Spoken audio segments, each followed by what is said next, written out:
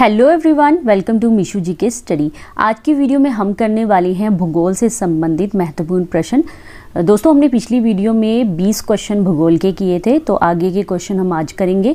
आज हम करेंगे टोटल 20 क्वेश्चन, और वो भी भूगोल से संबंधित, जो मैंने एनसीईआरटी से लिए हैं। अगर आप किसी भी गवर्नमेंट जॉब की प्रिपरेशन कर रहे हैं तो ये प्रश्न आप लोगों के लिए बहुत ही बेनिफिशियल होने वाले हैं। आप इन प्रश्नों को सॉल्व करने की कोशिश कीजिए और अपने आंसर मुझे कमेंट बॉक्स में ज़रूर बताइए। तो चलिए फिर आज की वीडियो स्टार्ट करते हैं। 21वां प्रश्न है, देश के बांधों को किसने भारत का मंदिर कहा था?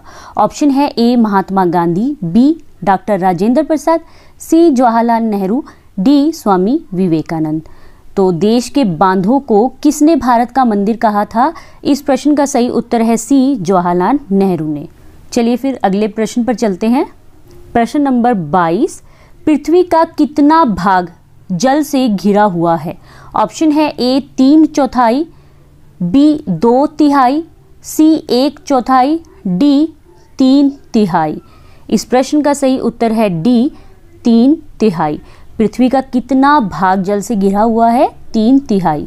23वां प्रश्न है, मीठे जल की सबसे बड़ी झील कौन सी है? ऑप्शन है ए कैस्पियन सागर, बी टीटीकाका झील, सी बेकाल झील, डी सुपीरियर झील। इस प्रश्न का सही उत्तर है डी सुपीरियर झील। सुपीरियर झील किस देश में स्थित है? सुपीरियर झील है कनाडा और संयुक्त राज्य अमेरिका की सीमा पर स्थित है। 24वां प्रश्न है, सरदार सरोवर बांध किस नदी पर बनाया गया है? ऑप्शन है ए कृष्णा नदी, बी नर्मदा नदी, सी कावेरी नदी, डी महानदी। इस प्रश्न का सही उत्तर है बी नर्मदा नदी पर। 25वां प्रश्न है, सबसे गहरी खारे जल की झील कौन सी है? ऑप्शन है ए मृत सागर, बी बेकाल झील, सी चिल्का झील, डी टीटीकाका। इस प्रश्न का सही उत्तर है ए मृत सागर झील। सबसे गहरी खारे जल की झील कौन सी है? मृत सागर झील। 26वां प्रश्न है, मीठे जल की सबसे ऊंची झील का क्या नाम है? ऑप्शन है ए टीटीकाका, बी बेकाल, सी विनिपेग, डी विंडसर। इस प्रश्न का सही उत्तर है ए टीटीकाका झील।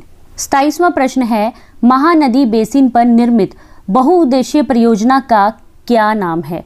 ऑप्शन है ए हीराकुंड परियोजना, बी सलाल परियोजना, सी सरदार सरोवर परियोजना, डी मेट्टूर परियोजना। इस प्रश्न का सही उत्तर है ए हीराकुंड परियोजना। 28वां प्रश्न है, भारत का वह कौन सा राज्य है जहां पूरे राज्य में प्रत्येक घर में छत वर्षा जल संग्रहण ढांचों का बनाना आवश्यक कर दिया है? ऑप्शन है ए केरल, बी तमिलनाडु, सी कर्नाटक, डी आंध्र प्रदेश। तो इस प्रश्न का सही उत्तर है बी तमिलनाडु। 29वां प्रश्न है, राजस्थान की सबसे महत्वपूर्ण परियोजना कौन सी है? ऑप्शन है ए चंबल, बी नागार्जुन सागर, सी इंदिरा गांधी नहर, डी भांगड़ा नागल। तो इस प्रश्न का सही उत्तर है सी इंदिरा गांधी नहर परियोजना, जो राजस्थान की सबसे महत्वपूर्ण परियोजना है। 30वां प्रश्न है, वह वायुमंडलीय परत जो मानव जीवन के लिए महत्वपूर्ण है? ऑप्शन है ए समताप मंडल, बी मध्य मंडल, सी क्षोभ मंडल, डी आयन मंडल। इस प्रश्न का सही उत्तर है सी क्षोभ मंडल।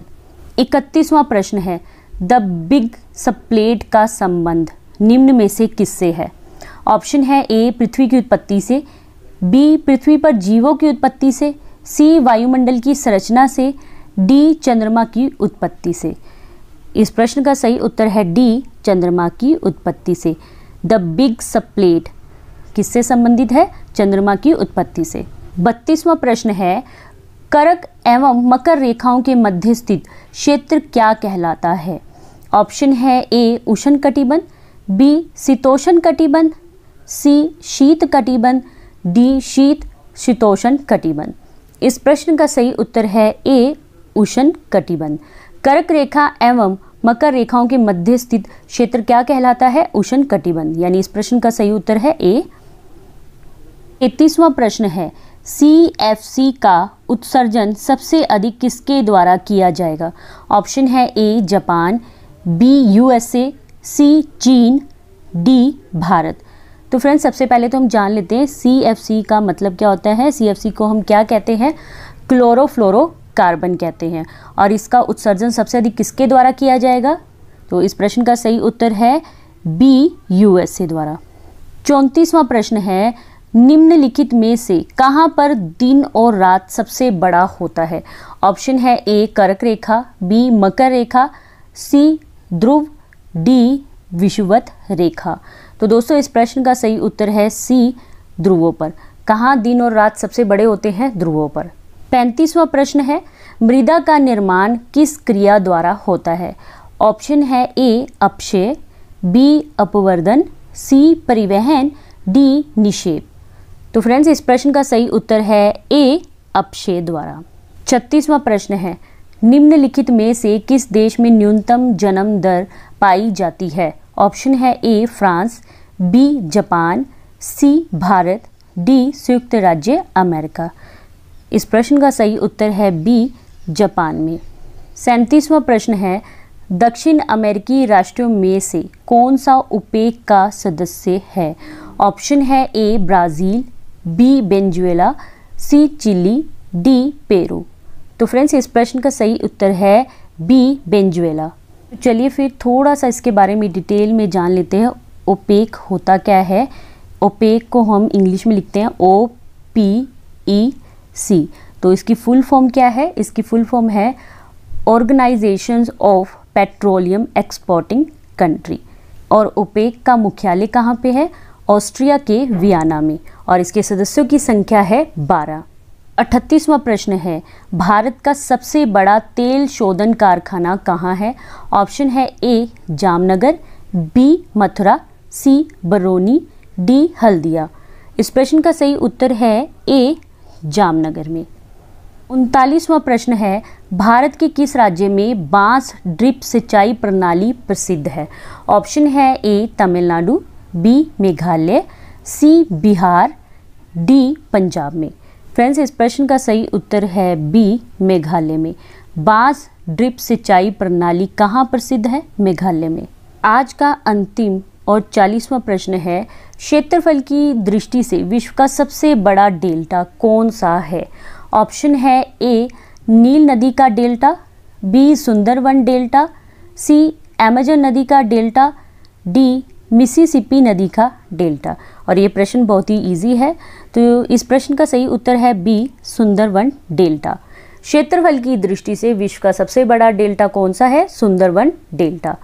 तो फ्रेंड्स ये थे आज के टॉप 20 भूगोल के प्रश्न, और सारे प्रश्न बहुत ही इंपॉर्टेंट है। हमने लास्ट वीडियो में 20 क्वेश्चन करे थे और आज की वीडियो में हमने 20 क्वेश्चन करे हैं, तो टोटल 40 क्वेश्चन हो गए।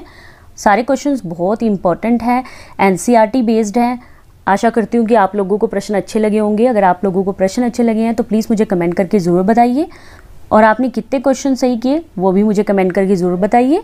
और अपनी दोस्तों के साथ वीडियो को शेयर करना मत भूलिए, जो भी गवर्नमेंट जॉब की प्रिपरेशन कर रहे हैं। मिलेंगे नेक्स्ट वीडियो में और भी बेहतरीन प्रश्नों के साथ। ऐसे ही अपनी तैयारी करते रहिए। तब तक के लिए बाय बाय, टेक केयर।